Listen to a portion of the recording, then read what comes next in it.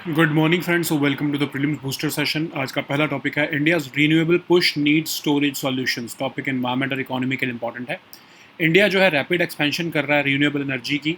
उसकी वजह से मेजर पावर मैनेजमेंट चैलेंज आ रहा है, क्योंकि जो सोलर और विंड एनर्जी है वो इंटरमिटेंट होती है और इलेक्ट्रिसिटी डिमांड जो है वो कॉन्टीन्यूस रहती है। तो ऑफकोर्स जो पावर जनरेशन पैटर्न्स हैं वो सेम नहीं रह पाते हैं सोलर और विंड एनर्जी की वजह से।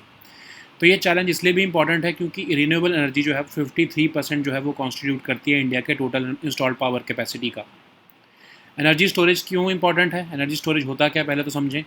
ये वो सिस्टम्स होते हैं जो स्टोर करते हैं एक्सेस इलेक्ट्रिसिटी जो रिन्यूएबल रिसोर्सेज या रिन्यूएबल सोर्सेज प्रोड्यूस कर रहे हैं, जैसे सोलर या विंड। जब हाई जनरेशन पावर है, जैसे दिन का टाइम है, और इसको बाद में रिलीज़ किया जाता है स्टोरेज से जब डिमांड तो राइज हो जाती है लेकिन पावर जनरेशन कम हो जाती है। इन सिस्टम्स में इलेक्ट्रिसिटी को एक स्टोरेबल फॉर्म में कन्वर्ट कर लिया जाता है और बाद में रिकन्वर्ट किया जाता है इलेक्ट्रिसिटी में जब ज़रूरत पड़ती है। तो कई तरह की होती है ये एनर्जी स्टोरेज सिस्टम्स। ये आपके प्रीलिम्स के लिए बहुत इंपॉर्टेंट होगा, इस पर क्वेश्चन आप एक्सपेक्ट कर सकते हो इस पर। एक होता है पम्प्ड हाइड्रो स्टोरेज। बेसिकली इसमें क्या किया जाता है कि जो सरप्लस इलेक्ट्रिसिटी है वो वाटर को पंप करके दिन में उसे ऊपर ले जाती है हायर रिजर्वायर पर, वहाँ पर स्टोर कर लेते हैं। जब इलेक्ट्रिसिटी की डिमांड राइज होती है तो स्टोर जो किया हुआ ऊपर वाटर वो उसको डाउन हिल छोड़ा जाता है और उसकी वजह से जो टर्बाइन चलती है और फिर पावर जनरेट होती है।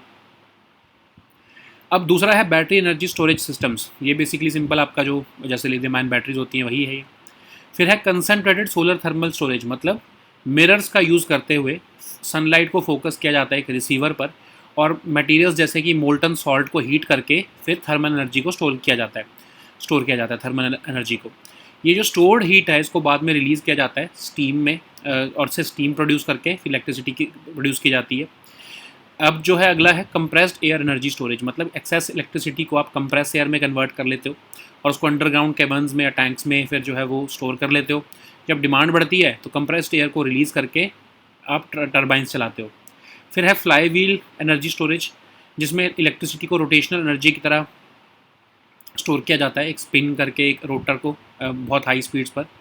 और ये instant power injection grid stability के लिए बहुत इंपॉर्टेंट रहता है। फिर है ग्रेविटी एनर्जी स्टोरेज, जिसमें कि इलेक्ट्रिसिटी को जो है यूज़ करते हुए हम हैवी वेट्स जो है वो हायर एलिवेशंस पर ले जाते हैं। जब पावर की ज़रूरत पड़ती है तो वेट्स जो उनको लोअर किया जाता है, फिर उससे जो है ग्रेविटेशनल जो आपकी एनर्जी है उससे हम इलेक्ट्रिसिटी जनरेट करते हैं थ्रू जनरेटर्स। अब इंडिया जो है इन सब में सबसे ज़्यादा फोकस रख रहा है बैटरी एनर्जी स्टोरेज सिस्टम्स पर शॉर्ट ड्यूरेशन स्टोरेज के लिए, पम्प्ड हाइड्रो स्टोरेज प्रोजेक्ट्स के ऊपर लॉन्ग ड्यूरेशन स्टोरेज के लिए। तो सेंट्रल इलेक्ट्रिसिटी अथॉरिटी के हिसाब से इंडिया की टोटल इलेक्ट्रिसिटी स्टोरेज कैपेसिटी जो है 174 गीगावाट एंड 888 गीगावाट पहुंच जाएगी 2035-36 में। बेसिकली ये BESS और PSP के ऊपर का जो है ये रेशियो है। CEA एक्सपेक्ट कर रहा है कि 4 से 6 घंटे की ड्यूरेशन की जो स्टोरेज सिस्टम्स हैं वो इंक्रीजिंगली क्रिटिकल रहेंगे आफ्टर 2030 अगर हमको रीन्यूएबल एनर्जी की इंटीग्रेशन करनी है। तो अब इंडिया जो है वो सिग्निफिकेंटली स्केल कर रहा है अपने एनर्जी स्टोरेज इंफ्रास्ट्रक्चर को, चाहे वो पम्प्ड हाइड्रो हो या बैटरी स्टोरेज टेक्नोलॉजीज़ हो। अब डिफ़िकल्टी कहाँ आती है? जो बैटरी एनर्जी स्टोरेज होती है उसमें जो 75 से 80% की कॉस्ट है वो लिथियम आयन सेल्स पर ही होती है। और हम सब जो हैं पूरी दुनिया ही इनफैक्ट एक एशियन कंट्री चाइना उसी के ऊपर ज़्यादा डिपेंडेंट है ग्लोबल बैटरी मैन्युफैक्चरिंग। तो अगर वहाँ पर कुछ भी जियोपॉलिटिकल टेंशन होती है तो फिर वो रिस्क हो जाएगा हमारे लिए सप्लाई चेन का।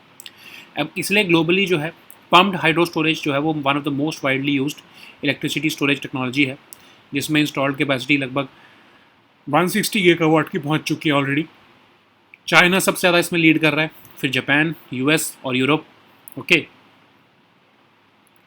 नेक्स्ट हम टॉपिक देखते हैं strength of supreme court expanded. Topic political important है।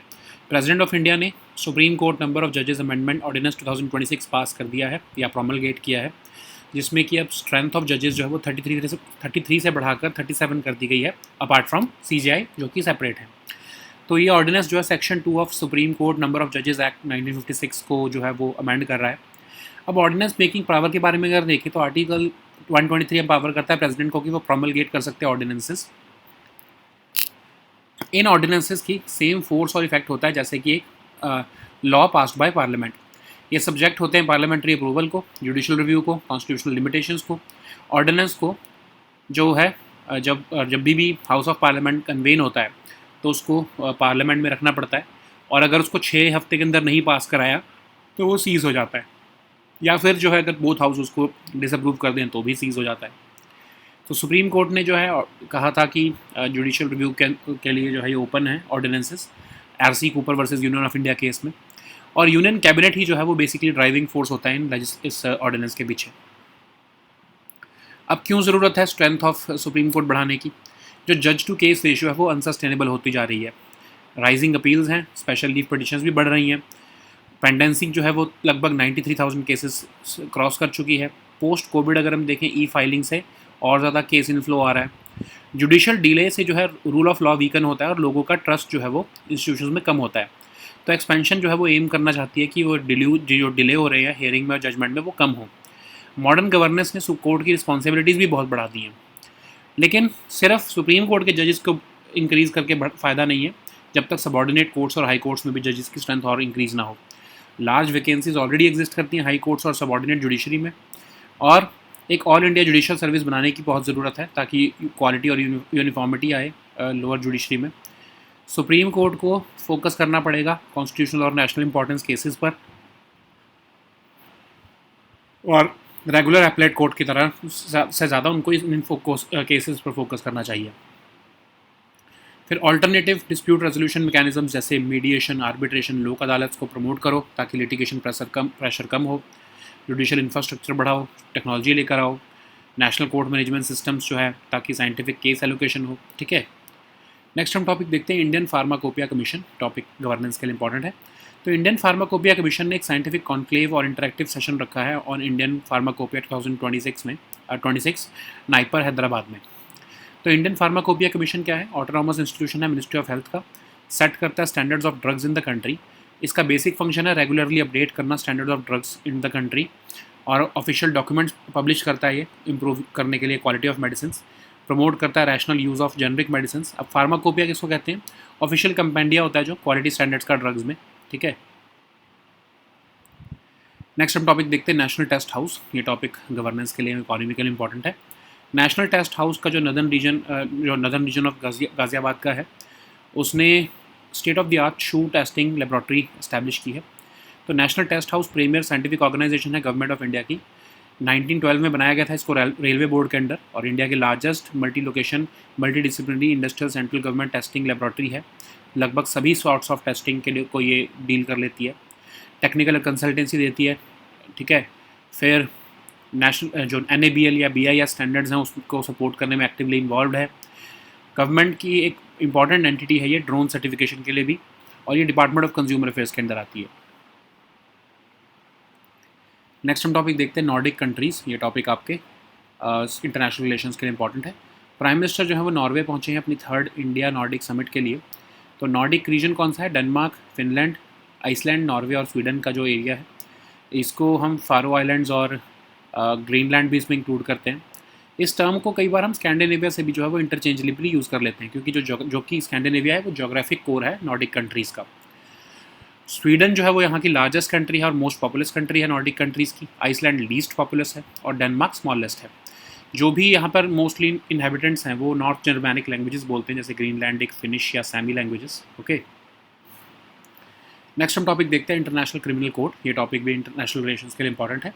इंटरनेशनल क्रिमिनल कोर्ट ने रिसेंटली एक अरेस्ट वारंट अनसील किया है सेनेटर रोनाल्ड डेला रोजा के अगेंस्ट। फिलीपीन के ये जो सेनेटर थे जो उस समय के प्रेसिडेंट के साथ काम करते थे, और इनको जो है वो crime against humanity of murder के लिए ट्राई किया जा रहा है। तो ICC क्या है? परमानेंट और इंडिपेंडेंट क्रिमिनल कोर्ट है जो प्रोसिक्यूट करता है offenders of serious crimes in international community. ये only permanent international criminal tribunal है। रोम स्टैट्यूट्स पे इसको बनाया गया था, साल 2002 में ये इन्फोर्स हुआ। इन्वेस्टिगेट करता है, ट्राई करता है इंडिविजुअल्स को जो कि gravest of crimes of concern to international community के लिए चार्ज होते हैं। Genocide, crimes against humanity, war crimes, crimes of aggression. ये बेसिकली लास्ट रिजॉर्ट होता है जब सोवरेन स्टेट्स के जो कोर्ट्स हैं वो अनविलिंग होते हैं प्रोसिक्यूट करने के लिए। अब अगर इसकी हम कॉम्पोजिशन देखें तो कोर्ट में 18 जजेस होते हैं, इसकी प्रेसिडेंसी में 3 जजेस होते हैं। ICC सिर्फ तभी कॉम्पिटेंट है केस को हेयर करने में जब कंट्री जहाँ पर ऑफेंस कमिट हुआ है या तो वो रोम स्टैट्यूट का पार्ट हो, या फिर जिसने परपेट्रेट किया है वो क्राइम, उसकी कंट्री ऑफ ओरिजिन जो है वो रोम स्टैट्यूट का पार्टी हो। और बहुत सी पार्टीज़ के पास राइट होता है कि वो आईसीसी को रेफ़र कर सकते हैं कोई केस, जैसे अगर कोई रेम इंस्टीट्यूट की पार्टी है तो वो रेफ़र कर सकते हैं, प्रोसिक्यूटर है अगर आईसीसी का वो कर सकते हैं, यूनाइटेड नेशन सिक्योरिटी काउंसिल भी जो है वो आईसीसी को कोई केस को रेफ़र कर सकते हैं, ठीक है। So now let us see all these topics in English. So the first topic is India's renewable push needs storage solutions. This topic is important for environment and economy section. India's rapid expansion of renewable energy is creating major power management challenge because solar and wind energy are intermittent and electricity demand remains continuous and it does not match generation patterns. So the challenge is very significant because renewables account for 53% of India's total installed power capacity of 532 gigawatts, with solar contributing over 150 gigawatts. As a result, energy storage systems have become essential for balancing supply and demand. What is energy storage? Basically, these are systems which store excess electricity generated from renewable sources during periods of high generation, and then it is released later when demand rises but power generation is slow. So basically, we are converting electricity into a storable form and then reconverting it into electricity when the need arises. So there are several types of energy storage systems. So these all terms are important for your prelims exam. So first is the pumped hydro storage, which basically uses surplus electricity to pump water from a lower reservoir to a higher reservoir during major production period and low demand. And when demand rises, the stored water is then released downhill through turbines, and this generates power. Then we have battery energy storage systems, which basically stores electricity chemically and release it when needed. Okay, like the lithium-ion batteries. Then we have concentrated solar thermal storage, which uses mirror to focus sunlight onto a receiver. Then materials like molten salt are heated, and the thermal energy stored in that. So the stored heat is later used to generate steam and produce electricity. Now we have the compressed air energy storage as well, where excess electricity is used to compress air and store it in underground caverns or tanks. When demand increases, the compressed air is released to drive turbines and generate electricity. Then we have flywheel energy storage also, which stores electricity as rotational energy by spinning a rotor at very high speeds. They are specially useful for instant power injection, grid stability, and managing short-term fluctuations. Then we have gravity energy storage, which uses electricity to lift heavy weights to higher elevations. And when power is needed, the weights are then lowered, converting the gravitational potential energy back into electricity through generators. So India is primarily focusing on expanding two major storage technologies: battery energy storage systems for short duration storage, pumped hydro storage projects for long duration storage. So according to CEA, India's total energy storage capacity is projected to reach about 174 gigawatt by 888 gigawatt by 2035-36 period. CEA expects 4 to 6 hour of duration storage systems to become increasingly important after 2030 as renewable energy and integration deepens. Okay, so India is significantly scaling up its energy storage infrastructure, both pumped hydro and battery energy storage systems. But in terms of battery storage components, we have to rely on lithium-ion cells, which account for about 80% of the total cost. And CEA has warned that a global battery manufacturing is heavily concentrated in China, and there are therefore risks related to geopolitical tensions, trade disruptions, and price volatility. So globally, pumped hydro storage remains one of the most widely used electricity storage technologies, with an installed capacity of around 160 gigawatts. And leading countries in PHS include China, Japan, US, Europe. Okay. So the next topic is strength of Supreme Court expanded. This topic is important for your polity section. So President of India has promulgated the Supreme Court Amendment Ordinance 2026 to increase the sanctioned strength of judges in Supreme Court from 33 to 37, excluding the CJI. The ordinance amends Section 2 of the Supreme Court Number of Judges Act of 1956. So what is ordinance making power of the President? Article 123 empowers the President to promulgate ordinances, and they have the same force and effect as a law passed by Parliament. They are subject to parliamentary approval, judicial review, and constitutional limitations. Ordinance must be laid before both houses of Parliament when they reconvene, and this will cease to exist if it is not approved within 6 weeks of reassembly. It can also lapse if both houses disapprove it or if it is withdrawn by the President. Supreme Court established that ordinances are open to judicial review in the landmark cases of R.C. Cooper versus Union of India, and Union Cabinet is the driving force behind this legislative process of ordinance. Okay. So what is the need to increase the strength of Supreme Court? The judge to case ratio has become unsustainable because of rapidly rising appeals and SLPs. Pendencing has crossed 93,000 cases. Post COVID surge in e filing has also increased case inflow. Judicial delays weaken rule of law and this reduces public trust in institutions. So the expansion is aiming to reduce delays in hearings and judgments. Modern governance has also expanded the responsibility of the courts. Okay. So what are the other reforms which are needed? Of course, merely increasing Supreme Court judges is insufficient unless subordinate courts and high courts are also strengthened. There are large vacancies in high courts and subordinate judiciary. We also need to have a all India judicial service. Supreme Court should focus on constitutional and national importance cases rather than functioning as a regular appellate court. We have to strengthen alternative dispute resolution mechanisms like mediation, arbitration, lok adalat, expand the judicial infrastructure, institutionalize technology, have a national court management system to have scientific case allocation and timeline-based disposal mechanisms. Okay. So the next topic is Indian Pharmacopoeia Commission. This topic is important for governance section. Indian Pharmacopoeia Commission has organized a scientific conclave and interactive session on Indian Pharmacopoeia 2026 at Naipur, Hyderabad. So Indian Pharmacopoeia Commission is an autonomous institution of Ministry of Health. It is created to set standards of drugs in the country. Its basic function is to regularly update the standards of drugs commonly required for treatment of diseases prevailing in this region. It publishes official documents for improving quality of medicines by way of adding new and updating existing monographs in the form of IP. It further promotes rational use of generic medicines. What is pharmacopoeia? This is basically official compendia of quality standards of drugs being imported, manufactured, stocked, or sold or distributed in India. So the next topic is National Test House. This topic is important for our economy section. National Test House of Northern Region of Ghaziabad under Department of Consumer Affairs has established a state-of-the-art shoe testing laboratory. National Test House is a premier scientific organization of Government of India, established in 1912 under the Railway Board under the then Railway Board. It is India's largest multi-location, multidisciplinary industrial central government's testing laboratory dealing with almost all sorts of testing. It offers technical consultancy adhering to both national and international standards. It is also actively involved in the supporting the NABL and BIS certifications. It is the pioneering government entity in India for drone certification as well. It is functioning under the administrative control of Department of Consumer Affairs. So the next topic is Nordic countries. This topic is important for your international relations. So Prime Minister has reached Norway for the third India-Nordic Summit. So Nordic region is basically the parts of Northern Europe consisting of Denmark, Finland, Iceland, Norway and Sweden. The designation also includes Faroe Islands and Greenland.